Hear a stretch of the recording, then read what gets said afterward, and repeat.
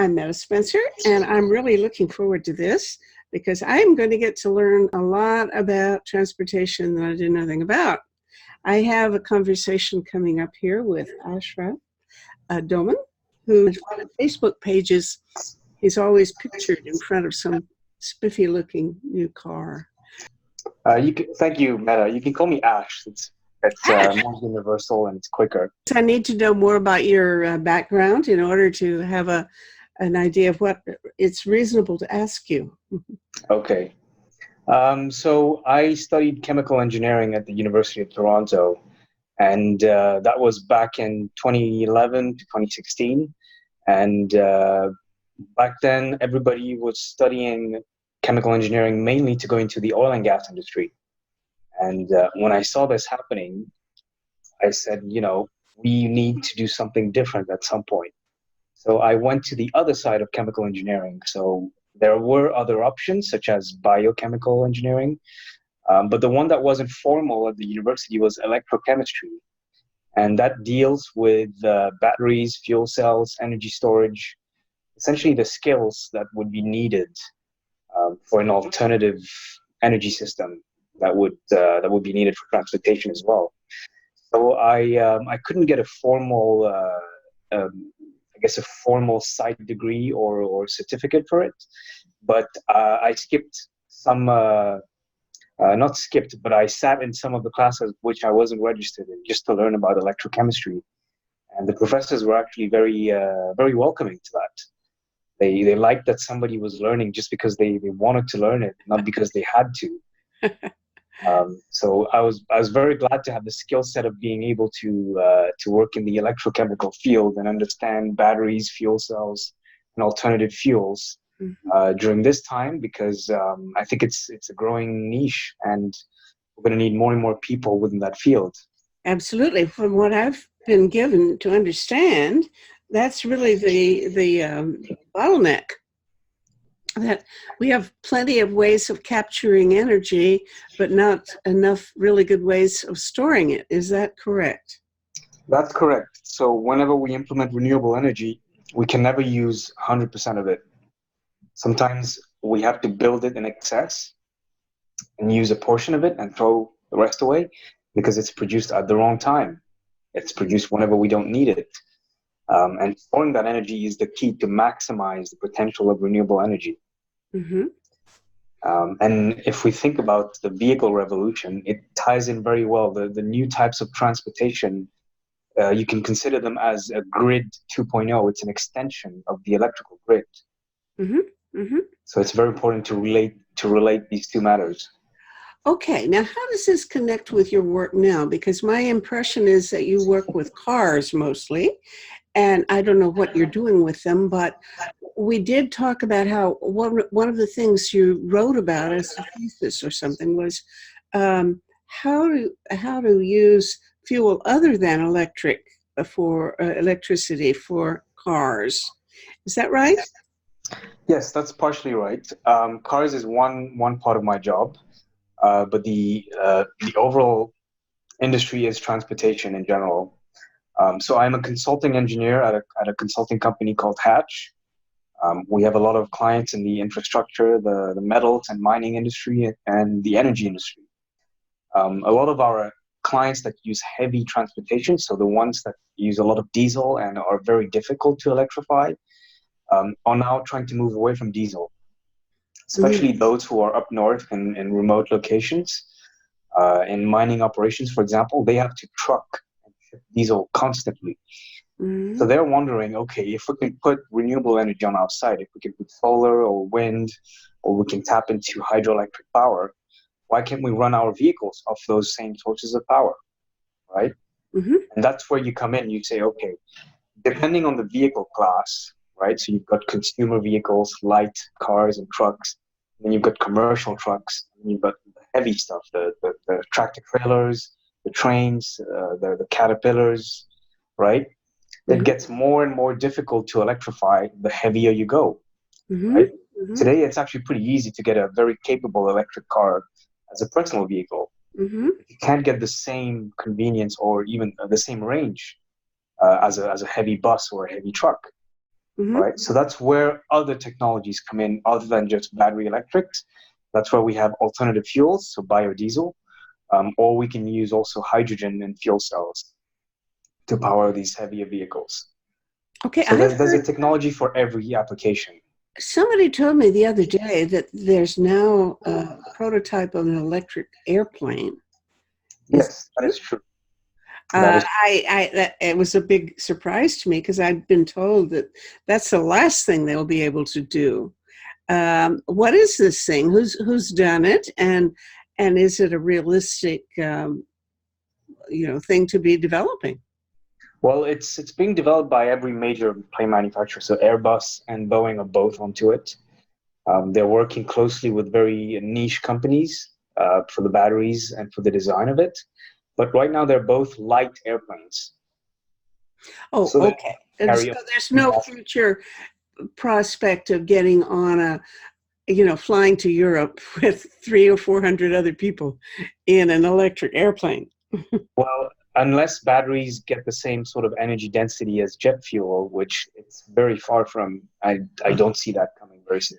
Okay, how are we going to proceed with our conversation? Because I can see three lines of conversation. One is the business of storage, batteries, and so on. And the other is another conversation that we almost had the other day when you said that there's a big controversy between people who are promoting electric vehicles and people who are promoting all other kinds, like um, fuel made from various kinds of new technologies, biomass or whatever. Maybe that's what we want to talk about first, or you tell me what's the most important thing for us to discuss, or for the ordinary person to know a little bit about. Well, I think that the topic here and what I've noticed most when reading all over the internet, for example, is that there is a debate, there is a battle. Every time people need to think that there has to be one winner. And the truth is, there doesn't have to be just one winner. There can be a cocktail of different solutions for different applications. Mm-hmm. And this is where the engineering profession comes in and says, okay, what do you need this application for? What do you need this vehicle for? Then we can determine the correct energy system for that vehicle. It could be fully battery electric. It could be battery electric plus a gasoline or diesel engine as a hybrid, or it could be a battery electric plus a fuel cell as a range extender, right? It doesn't have to be just one of those technologies winning the game at the end. Can I stop you? Because every time I get confused, I'm going to stop you. And I have a very good subject for you to explain to because I'm so stupid about these things. What's a fuel cell? So a fuel cell is just like a gasoline engine, except that it doesn't burn fuel. It converts the fuel and air electrochemically to electricity. So it does the same reaction, but instead of using the expansion of gases in a cylinder, it gets the electrons that are creating the reaction to drive a circuit, to drive a. Okay, now you would put a fuel into your car tank, and inside the engine, it would convert it into an electrical vehicle. Is that Exactly? So it converts fuel into electricity. and there are such things on the road now? Very few. So if you go to California, you go to Europe or Japan, you will find quite a number of them.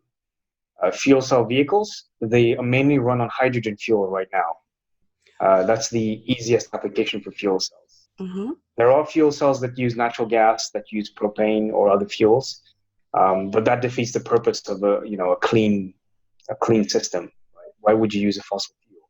Mm-hmm. So all the effort is going into hydrogen fuel cells because the only emission is once it combines with air. When you put hydrogen and air together, you get water vapor. Mm-hmm. Yeah, I've heard that. What comes out of the tailpipe. Yeah, right. Okay, well, now, maybe 15 years ago, it seemed to me that I heard a lot about the future of hydrogen cars. And I suppose that must be what they were talking about, fuel cell cars, right? Only Yes. I don't hear that anymore. All I hear is electric vehicles, at least when we're talking about cars. Am I mistaken? You are correct. The industry overhyped the ability of hydrogen fuel cells. Um, it wasn't just 10 years ago, but 30, 20, every 10 years there was a boom when the industry promoted the technology, but it never caught on. And that's because it just wasn't ready for commercial application yet. So what's the problem? One of the things that occurs to me is, I would be scared to death to take an electric vehicle out on any place. And because I'm afraid I'd run out of energy and I wouldn't know what to do. Because there's such short range things. It isn't like, it's just a few hundred miles at the maximum, I think. But wouldn't it be possible to have a hydrogen car that you could put a lot more hydrogen in there or whatever? That's exactly the appeal. So they are, most of them have a range of 3 to 500 miles, right? And the refueling time is only between 3 to 5 minutes, sometimes 10 minutes. It's got the same sort of characteristics as a gasoline engine. You drive 400 or 500 miles and then you pull up and in 5 minutes you're gone again, right?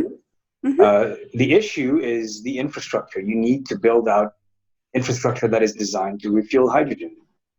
Yeah, right?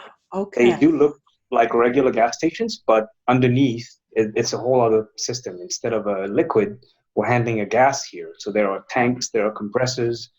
It's a bit different, but it needs to be built out. I live in a high rise and we have hundreds of cars in our basement. That's where I park. And there's no way I can see where it would be very easy for us to put in, lines going to everybody's parking place. That's going to be much more expensive, I think, than just asking us to pull up to a service station and get new, let's say, hydrogen fuel. Tell me, am I imagining things? No, you are correct, but let's not take such a demeaning view for the electric vehicles. They've improved as well significantly over the years. So the latest Tesla right now can go 300, 350 miles on a single charge. The Chevy Bolt can go 260, 270 miles on a charge. Quite impressive. For most people, if you look at the statistics, their daily commute is less than 100 to 120 miles or kilometers a day. So it works for a lot of people. It doesn't work for a fraction of people who drive longer every day or who like to do frequent road trips, right? So it depends on your daily use, which one you pick. The electric vehicle is a lot more energy efficient. This is a fact. The electricity coming from the power plant or the renewable energy generator, whatever it is, traveling through an electrical line coming into your vehicle to charge it is about, over 80% efficient. You only lose about 20% in resistance and losses. In some cases, it can be more. In a hydrogen vehicle, it's less efficient because you have to use electricity to create hydrogen, and then you put the hydrogen in the car, and then the car converts the hydrogen back into electricity.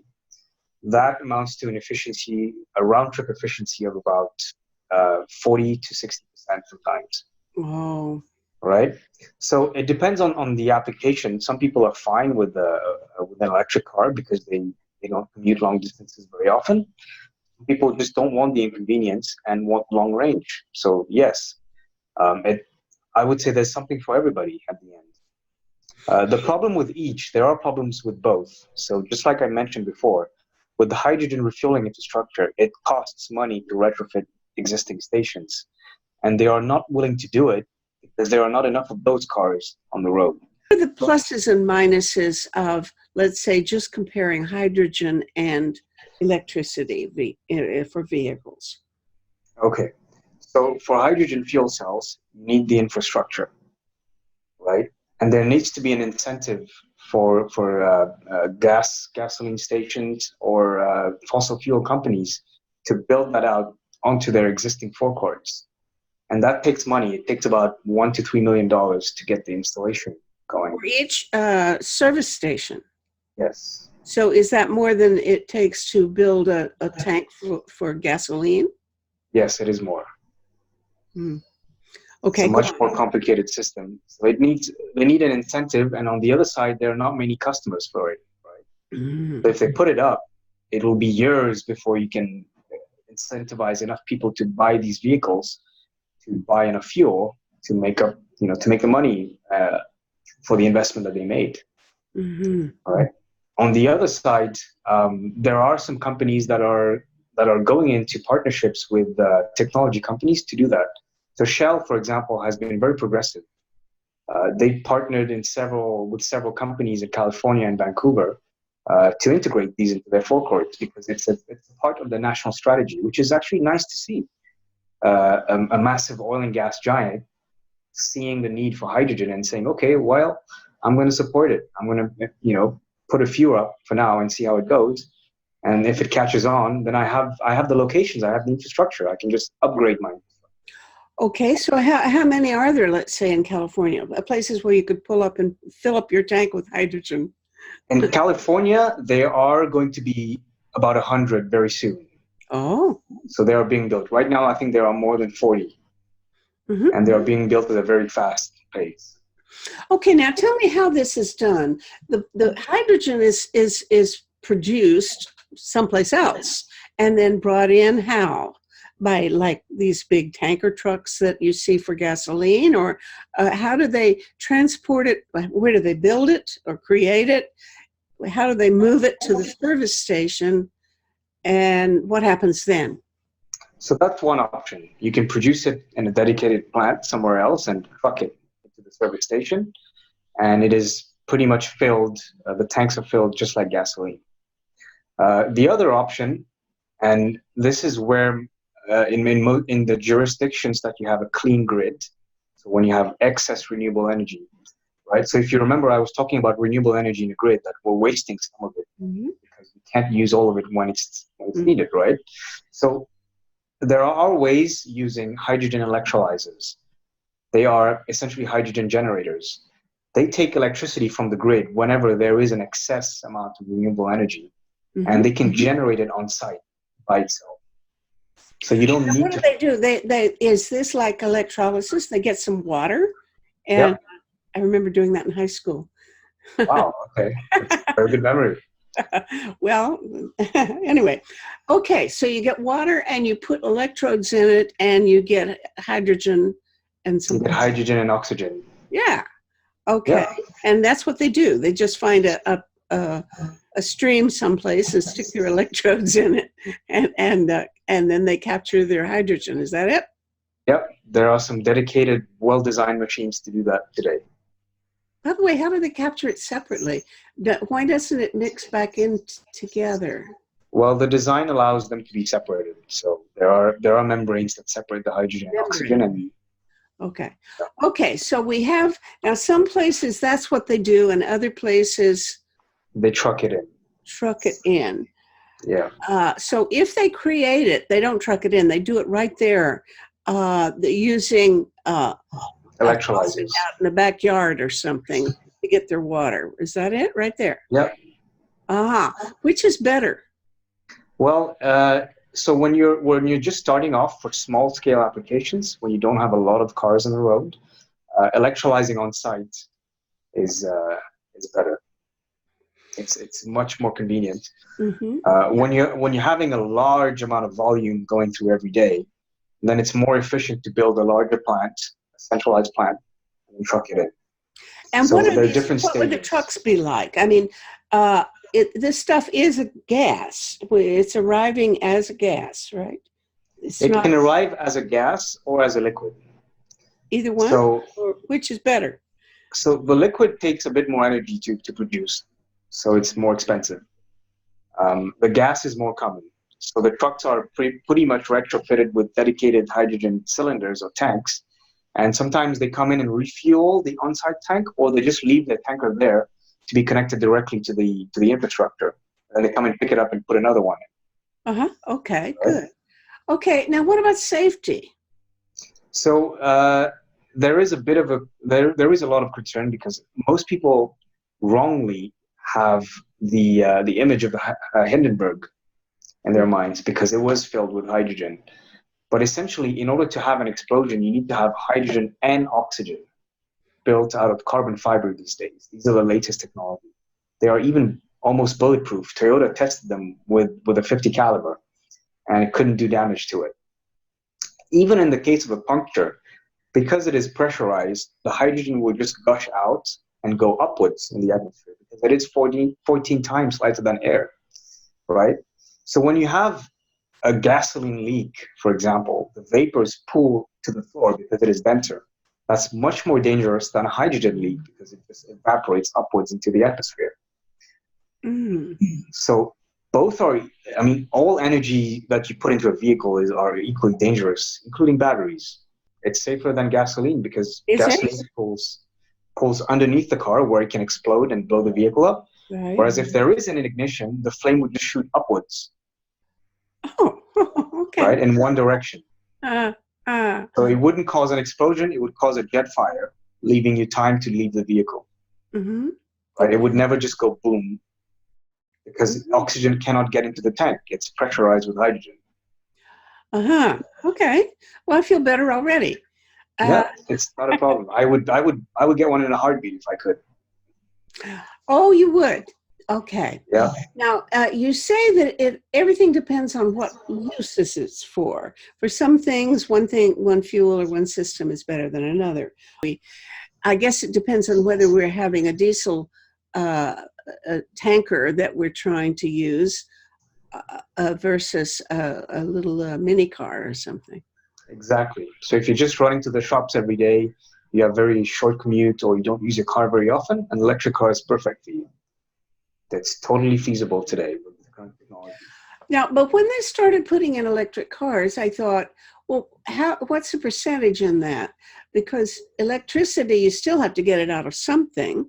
And isn't there a problem? And we the rest of the time we're arguing about how we get our electricity. Do we make it out of coal? Do we make it out of hydro, or what? But I never, when people talk about electric vehicles, they seem to be assuming that the electricity source is not problematic. Is that something that we should be thinking about or worrying about? We should actually, and we should be worrying about it, but it's a temporary problem. For example, let's take examples of clean grids. In Ontario, Canada, for example, the grid is actually very clean. In some cases, we're almost 100% clean.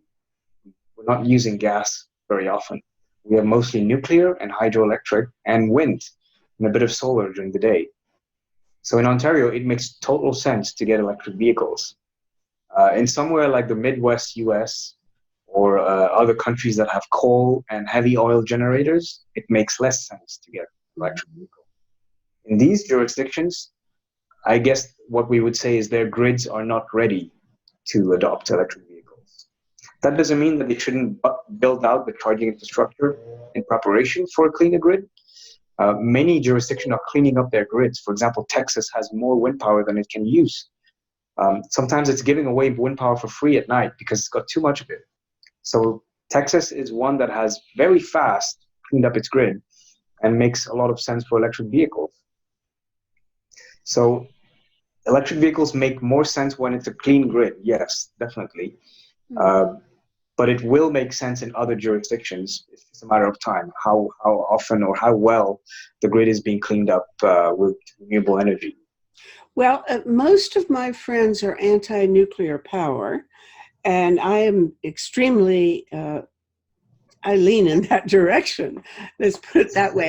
You might be able to persuade me about something or other, but it would be hard. I have a lot of contacts in California, and I think they are shutting down their last nuclear power plant. But yet they're certainly building up a lot of electric vehicles, or more and more using them. Is there anything that Californians should worry about, or why are they so far ahead of the rest of us? Well, they do have the pioneering mindset. They are Silicon Valley, after all. So they want to take the first step. They want to show everyone that it can be done. In some ways, they've gone too fast, and they have issues sometimes.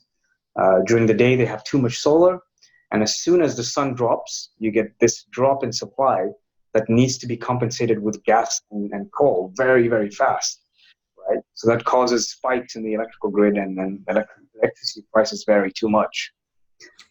If we go back to nuclear, most professionals in the industry would say, well, we can't go 100% renewable without nuclear, because renewable energy generators like wind, solar, and hydroelectric are mostly variable sources, right?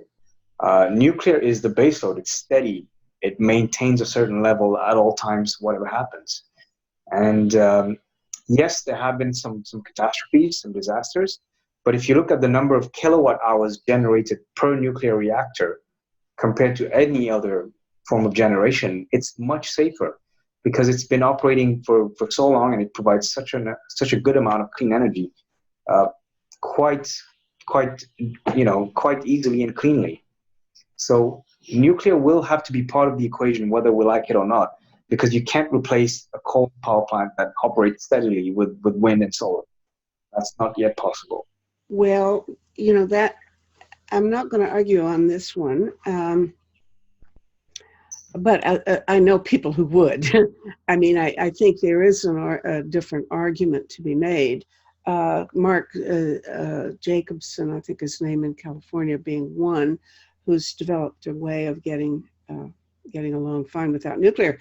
Anyway, I'm not going to go off on that one, because I think there are other things I'd like to look into. Now, here we're talking about alternative sources of energy that may not, let's talk about things other than either hydrogen or electric. Well, if we may finish the other side, we were talking about pros and cons, right? Sure, let's do that. What you're experiencing is range anxiety, because you're afraid to run out of electricity of range, and you're going to be stranded, right? The newer electric vehicles, every model that comes out, every newer model it's increasing in range. So it's becoming more and more longer range, and therefore less and less of a problem. But for some people, it is still an issue. The other problem is charging congestion. So charging congestion is basically when you have a number of chargers, but you have too many cars to charge at the same time. And in the most optimistic scenario, fast chargers can charge a car in 30 minutes. But that means you're going to have a long line of vehicles waiting for a 30-minute charge, right? And in many cases, that's becoming a problem in California and everywhere where there's a lot of electric vehicles, even with Tesla superchargers, because you have to wait in line for 20, 30, an hour, 2 hours just to get a charge, right? It's impractical to say, okay, we have, just for estimating purposes, we have 1 million electric vehicles on the road, therefore we build 1 million chargers. That's not practical. That's too many, because otherwise you have to scale up linearly, right? So there's an issue to say, okay, how many chargers do you build for each electric vehicle? And you can't go one-to-one. It's just not going to happen. Right? So on the other side, with hydrogen or with regular fuel, you come into a gas station, 3 to 5 minutes, and you're off, and the next one refuels, right? That doesn't have the problem of congestion as much as electric vehicles. That's why there has to be a balance of the two. You can't have everybody with electric vehicles or everybody with hydrogen fuel cells. There needs to be a balance.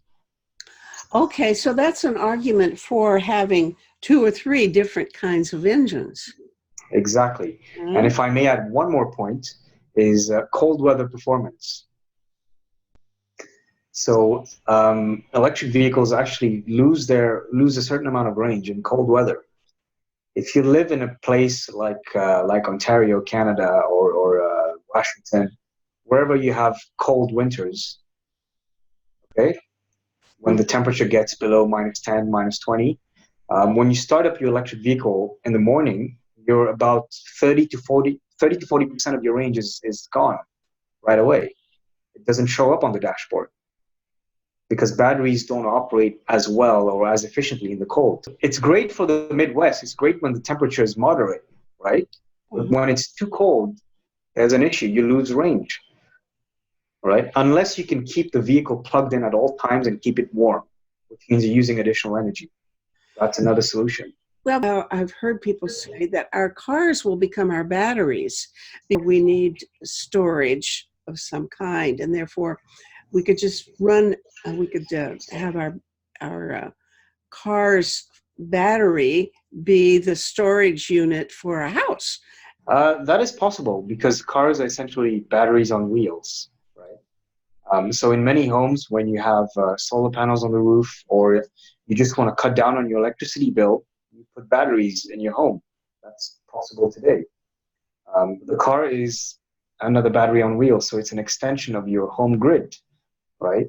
So if you have this charging outlet, there are possibilities where you can do two-way charging. So you can put energy into the car and charge the car, or your car can power your house the other way around. And that's possible today. That's not a barrier. There are technologies for that.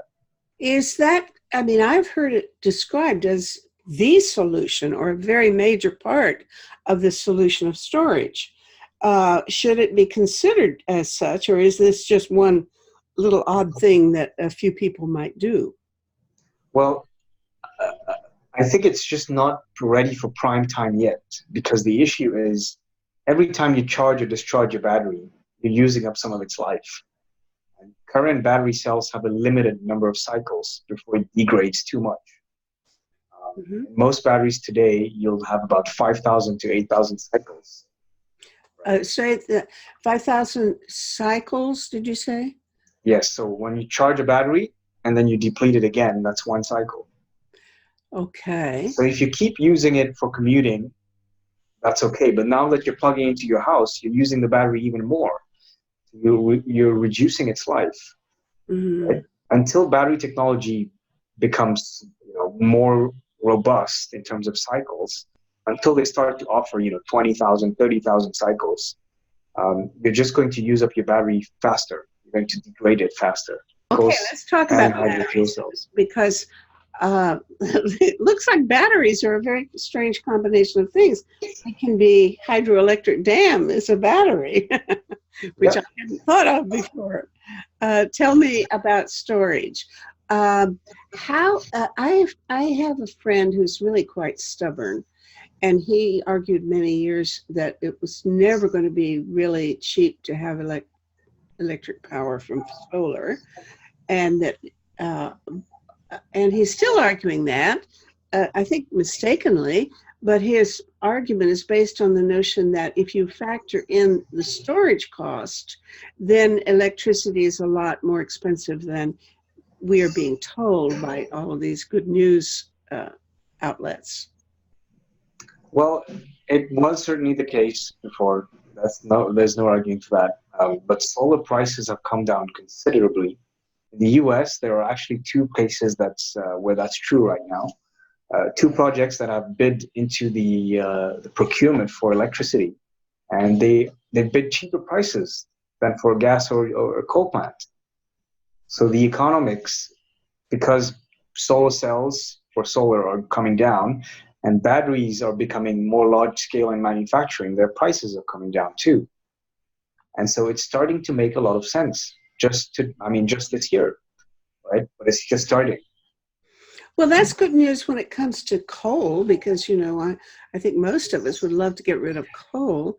And is that just a local, because of some particular regional advantage that a solar plant might be able to be more competitive than coal? Or would you say that really is spelling the death knell for the coal industry? I think in general, it is the death knell for the coal industry. There are jurisdictions where the business case is more favorable because of certain regulations. For example, they allow the battery to provide what we call ancillary services. Tell me again what you mean by ancillary services. Ancillary means services given to the grid other than generating. So the grid is pretty massive, but it does fluctuate. There are fluctuations that need to be mitigated to maintain its reliability, right? So people turn on and off things all the time, right?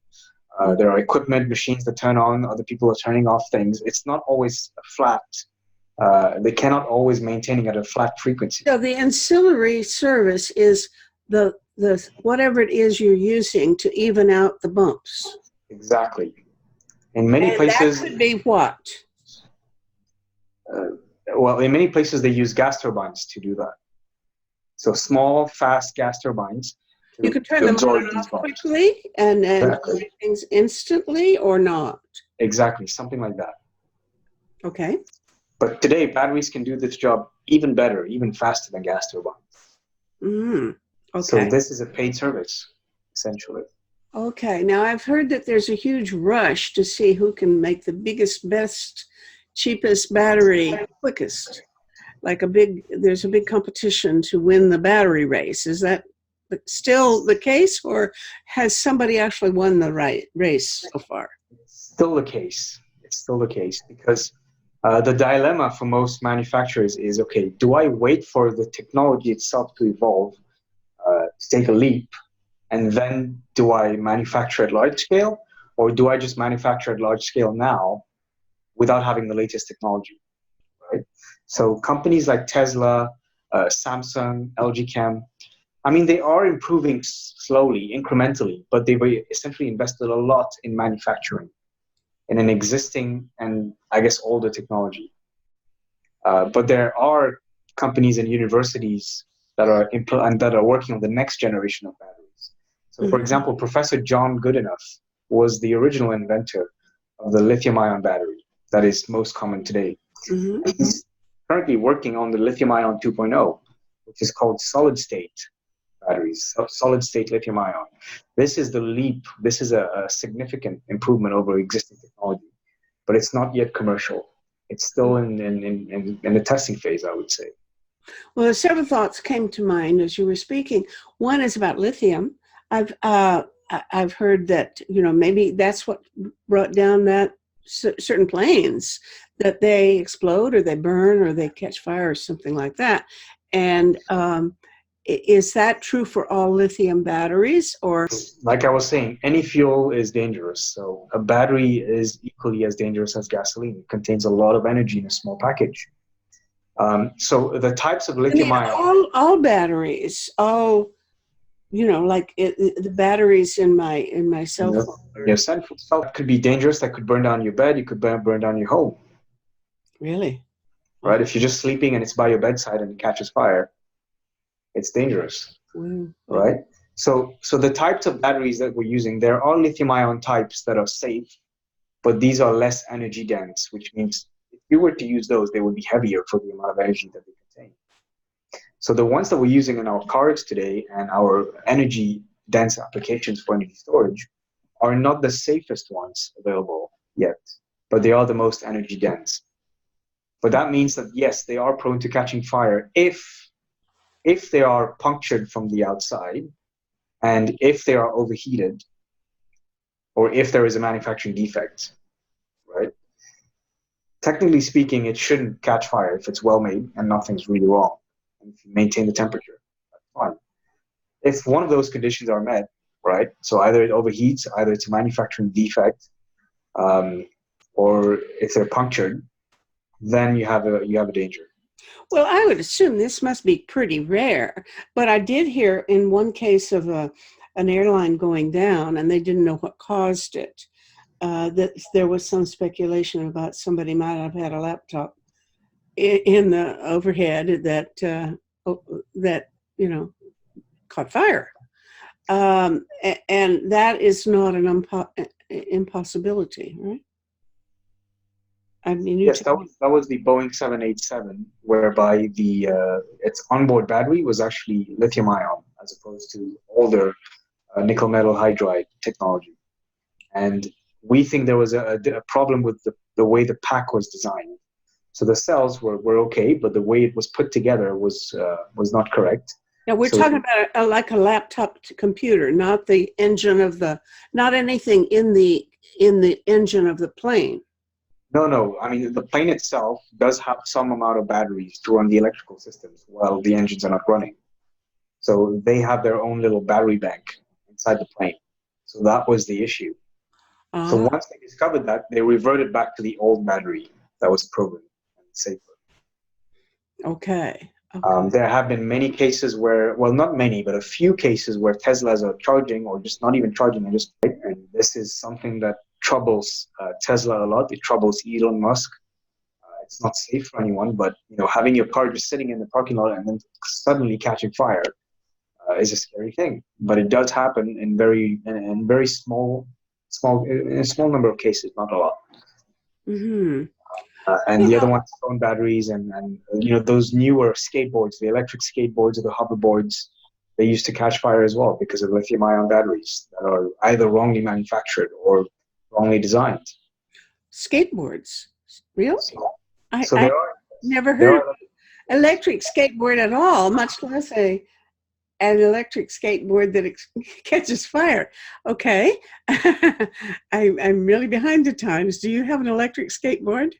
no, not yet. Okay. Now tell me about this Tesla battery thing. Because about 3 or 4 years ago, I remember seeing pictures all of a sudden of a big innovation where it looked like or maybe about 4 feet tall, something that you might be able to hang on the wall. And it looked like something that they claimed this is going to make it economical for households to store their their electricity. Um, and I haven't heard any more about that. Was that a big breakthrough? And is that still in the lead as far as the competition for a good battery system? Well, to be honest, that was nothing new. This sort of system existed. You could always have batteries for your home if you wanted to have extra energy storage. Many companies used to offer that. The only difference is Tesla made it or marketed it in a very Silicon Valley way, much like Apple. They took something that already existed, packaged it in a very attractive package, and made a whole marketing campaign about it. So everybody started to know about it. But you could always buy a system if you wanted energy storage in your house. It wasn't really a technological breakthrough. No, Have there been any real technological breakthroughs, or do you foresee any? And by the way, when we were talking about lithium, made me wonder: are there ways of making batteries without lithium, or can we get along without lithium? right now lithium is the lightest metal in the periodic table, and this is one of the reasons why it's chosen. We could use any other metal than lithium, but it's just going to be heavy per electron that it gives out, right? And weight is the enemy in transportation application. So lithium is the lightest. It is the best candidate right now that we have. The problem with current lithium-ion batteries is what's in the middle.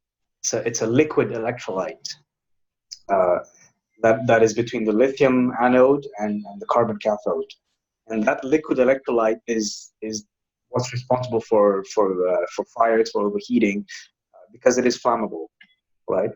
The new batteries that I was talking about, lithium Slow down.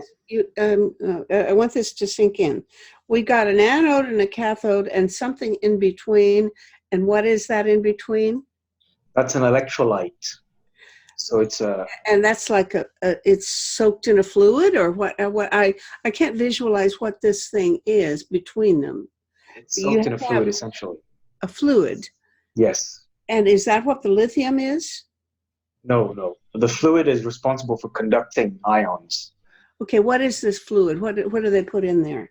So this is the secret of many manufacturers. They make it proprietary because there are all sorts of additives in it, but it's essentially petroleum based. It's flammable in some way, Hmm.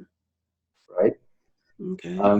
And this is the issue. This is why it doesn't perform as well when it's cold, because the fluid freezes, and this is why when it heats up, the fluid gasifies and then bursts the cell open, and it catches fire. So the next generation of lithium-ion batteries, what I was calling lithium 2.0. So we're trying to eliminate the electrolyte. That's the goal. Oh. Lithium 2.0 is having a solid electrolyte, something that can't freeze, something that can't catch fire. So Oh. this is the revolution that everybody's waiting for. And that still involves lithium. Yes, but it's solid state lithium. Lithium couldn't catch fire in that case. Uh-huh. Okay. Unless you deliberately set it on fire, of course. It will catch fire, but by itself, it's much safer, much more energy dense, and it should improve the technology in a massive way. It's a leap. Hmm. Okay, so that's what we're waiting for, huh? Yes. People So are as soon working as this on comes that, out, and that's going to be a big deal. All right. yeah, It's not. Is it going to make it more efficient, or is it just going to make it safer? it's going to make it safer, and it's going to make it more energy dense. So you need less batteries for a certain amount of energy. Hmm. Okay. Do you think when do you think that's going to happen? So the lithium-ion development cycle and testing phase is usually 10 years. So as soon as it's ready to come out of the lab, you just add 8 years to it, in my professional opinion.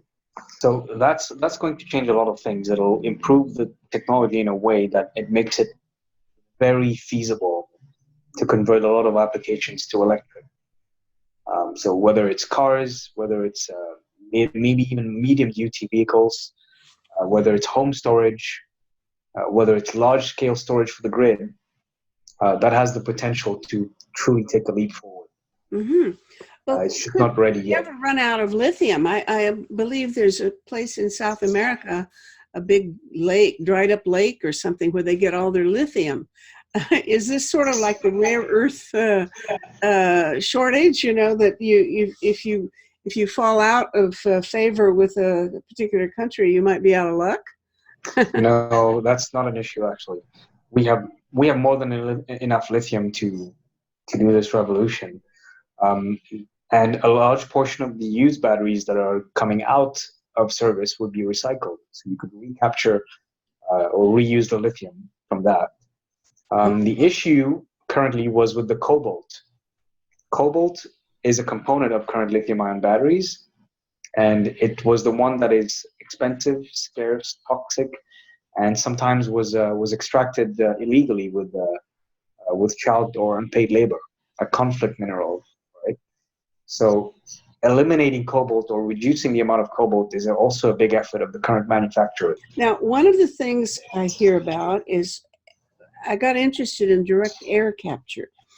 And there's a company run by a man named David Keith, or at least he's the brains behind it, in BC, that can take CO2 out of the air. And I think they have to use some sort of fuel to do it, obviously, because they have big fans. They capture the CO2 and they make it into a fuel that can be used in a car or anything else, I guess. And I had the last show that I did last week was about carbon capture, because my friend, a physicist, tells me this is a very inefficient way of getting fuel, and it would never be reasonable to do it that way. But she did say that the thing to do would be to capture the CO2 as it comes out of a smokestack. So the show that we had last week was with a woman engineer who does research on how to capture the CO2 coming out of smokestacks where it's pretty concentrated and make it into a fuel.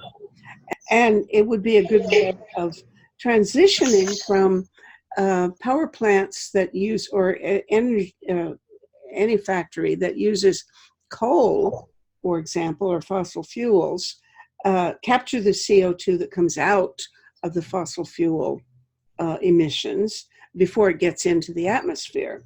And then you can make it into a fuel which you could put into your service station. Something else I saw on 60 Minutes, where there's a guy named Marshall Madoff who created a company called Xyloco, I think, or something like that.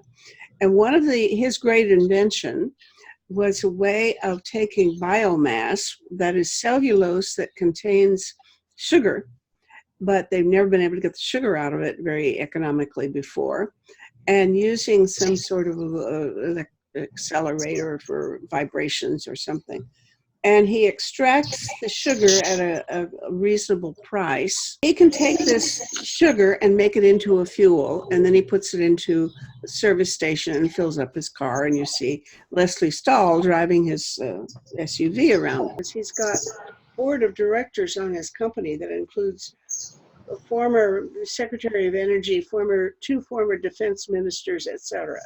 So people seem to think it's a very important thing, but I don't understand it. The third suggestion that I have seen lately for alternative sources of fuel would be islands in the ocean, maybe hundreds or thousands of these islands covered with solar panels, which would take the CO2 out of the atmosphere and the hydrogen, I guess, out of the water, and make a fuel which then could be used in our gas tanks. Now, tell me, what are these three things, what are they? Are these reasonable possibilities? The people that 60 Minutes interviewed, who were former Secretary of Energy and so on, were saying that it's a very realistic thing to do, but that the difficulty may be in doing it quickly enough, making this technology available on a mass scale in time to make the kind of difference that we need. So let's start with the number 3, first of all. It's the simplest one, actually. So you use floating solar panels, which exist today. We can have floating solar farms. And you use that electricity to electrolyze water to make hydrogen, right? And then you take CO2 from the atmosphere and you combine it with the hydrogen to make some sort of alcohol, right? All these steps take energy that you might not always be able to get out from that fuel, right? So if you're using solar electricity to make hydrogen in the first place, why not use that hydrogen directly in a fuel cell vehicle instead of going through further processes, right? Because then if you're using a truck that's using hydrogen, you're putting that truck that uses diesel out of commission anyway. You're replacing it with a cleaner source of energy, right? Well, but you've given me all the reasons for saying that setting up the technology to burn hydrogen in cars is a very big deal. Whereas if you just put extra alcohol as a fuel, you don't have to do much to your cars or to your gas stations. That's true, but it was a massive debate, especially for companies, even for companies like Shell. They saw the divide between growing crops for food and growing crops for fuel, because the yield is not very good. Essentially, let's look at the system as a whole. Let's take a step back. You're getting energy from the sun. You're growing crops. They are absorbing solar energy. I will definitely agree with you on that. There is going to be a shortage of biomass for various purposes, food, and we might want the land to be used for trees, forests too, etc. So let's concur on that one immediately. But why not? But this conversation started with these islands full of solar panels, and that doesn't involve any biomass. Yes, it doesn't involve any biomass. It's just that it will take so much energy to make that fuel that you'll have to sell it at a much higher price, right? Because the whole step of taking that hydrogen, making the hydrogen takes energy too. But then taking the hydrogen and the CO2 from the atmosphere to fuse it into a fuel takes a lot of energy. So in the end, you'll end up selling that fuel to gas stations at a much higher price. They'll have to raise their prices to the consumer, right? It's very energy dense as a system. Just like your physicist friend said, these processes are very energy intensive, almost unfeasible. Okay, so islands of solar panels, it doesn't have much future, you think? No, it does, except if you stop at one of these processes. So you're producing hydrogen, so you sell that hydrogen in the first place. That's good, Or you just even take the electricity and you sell the electricity to charge electric vehicles. Combustion is not a very good process to clean up. There's no point in cleaning combustion because it is inefficient. A combustion engine is only about 20 to maybe 28% efficient, right? There is no point going on and on about trying to clean it up. So you use that electricity from that massive floating solar installation, either to charge electric vehicles or to make the hydrogen to fuel cell vehicles. That's the most feasible way. Now, if we look at the other two options, you said, they both use biomass. And where does that biomass come from? Direct air capture uses, but no, I don't think so. The only one that uses biomass is this Marshall Madoff thing. The Okay. So number two uses biomass. He says cellulose is really hard to break down because it contains all this biomass, leaves falling off trees and things, that contains a lot of sugar and that can be made into alcohol, but it's hard to break down the cellulose. And he just uses some kind of special vibrations or something. I totally understand this, but let's think about where the biomass comes from. Right? It has to be grown somewhere. There's a lot of land involved. Right? So what if you took all that land and you replaced it with solar panels? They would do the same thing just like crops. Crops absorb water and solar radiation to grow and to store that energy in their cellulose, in their bond, in the chemical bonds. Right? And then you're taking this, you're running it through a process to extract that energy back as a fuel. Solar panels would do the same thing in a much more direct manner. They would take solar energy without water, solar energy, and convert it directly to electricity. So from an engineering perspective, if you take the same amount of land that would be used to grow these crops, to get the biomass, to get the cellulose, to make it into fuel, versus putting solar panels in that same amount of land, you would get much more energy out of the solar panels. You would lose so much energy in the other process. You then have a storage problem, though, because if you made it into alcohol and could put it in, it's much more convenient, in a way. If you have this stuff that already looks like something we've been putting in our cars anyway, to some extent, as additives. Yes, true. And you don't have to overhaul your whole car system or your service station system or anything. But you're just. But you'd be losing about 80% or more of that energy. Okay, so it's just inefficient. I mean, it's going to be very expensive alcohol that you're producing. Okay, all right. Now let's see what's left. How about carbon capture from something like smokestacks? So once again, it's feasible, but to make a fuels are hydrocarbons. You need hydrogen and carbon dioxide. Right? So you're getting the carbon dioxide already from a smokestack. You're getting it more concentrated. That's great. But you need to produce hydrogen now. Right? And you see where the issue comes from. You're producing hydrogen and you're getting CO2. You're fusing them into what's called methanation. You're making methanol. Right? Why not use that hydrogen, once again, directly? This is the dilemma that us engineers face, because we see all these companies coming out, but then when you think large scale, it doesn't make sense, because you're producing hydrogen. Use it directly. You're going to have much less energy waste. Okay, so you really have hope for hydrogen cars? I don't have hope. It's just that there are certain applications that have no alternative other than hydrogen. Let's look at trains, for example.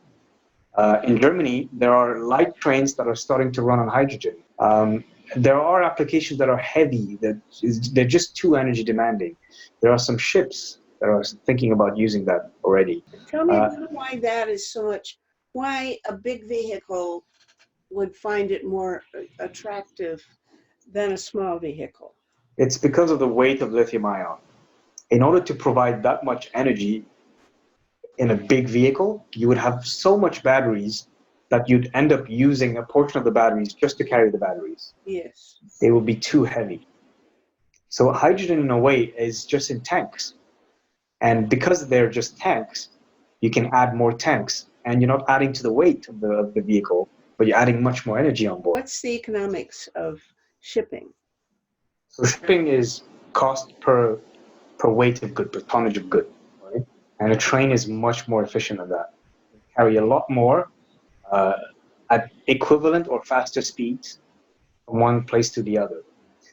Especially with the advent of online shopping with Amazon and eBay, it's increasing at a massive rate, and there are much more delivery trucks around. Right? So we need to change these delivery trucks. We can't let them keep running on gasoline or diesel. So companies like FedEx and DHL have been implementing electric and fuel cell delivery trucks in their fleet.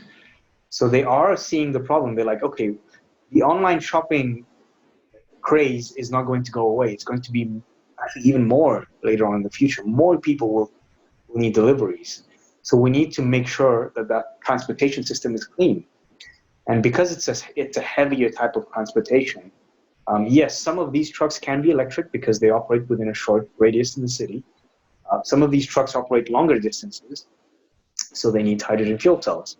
Both of them operate in the same fleet, and they've realized that. FedEx, DHL, UPS, they've all realized the same thing. They said, okay, our fleet will comprise a variety of technologies, right? If you have massive long distances, then yes, use a train, and then use a truck to transport it from the train to the destination. Anything we want to say before we wind up?